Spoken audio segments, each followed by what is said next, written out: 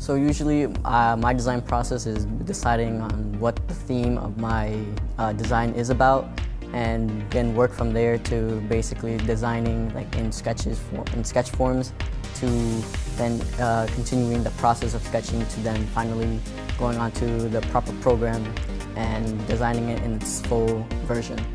So for me, when it comes to designing, I want like a baseline of an inspiration. So I usually think of something whether like that catches my attention on a certain week or a day, and then I use it as a template to continue my designs and work off the inspiration from it.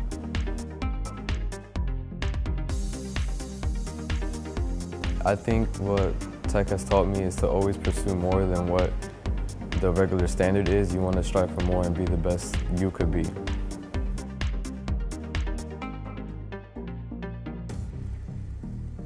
So whenever I start with my art, I always start with a rough sketch of what I'm going to do. I come up with usually at least 2 or 3 different ideas for how I'm going to do my artwork.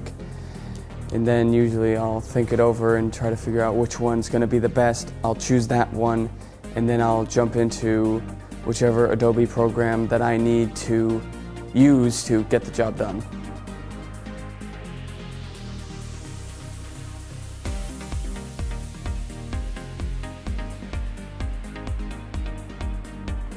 When people look at my work, I just want them to understand the overall concept of the work, because most of the work that I do does have an overall meaning, and I just want them to understand.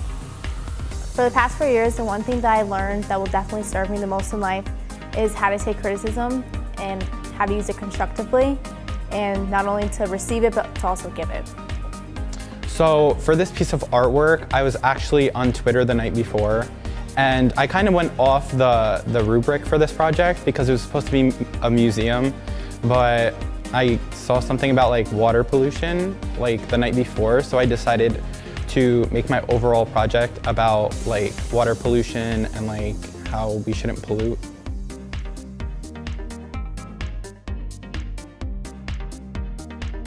I really just want people to be inspired by my artwork. There isn't a complex, ideology behind why I create my art or why I want people to be inspired. I just want people to become better and do better for themselves.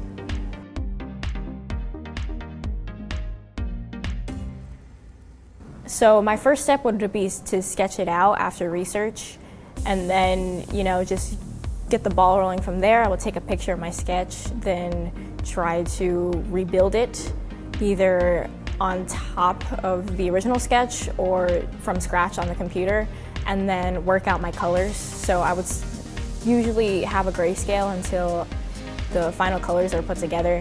And through the process, I would ask my teacher for advice, any critiques, anything that I should edit or change, so the final product is as crisp as possible.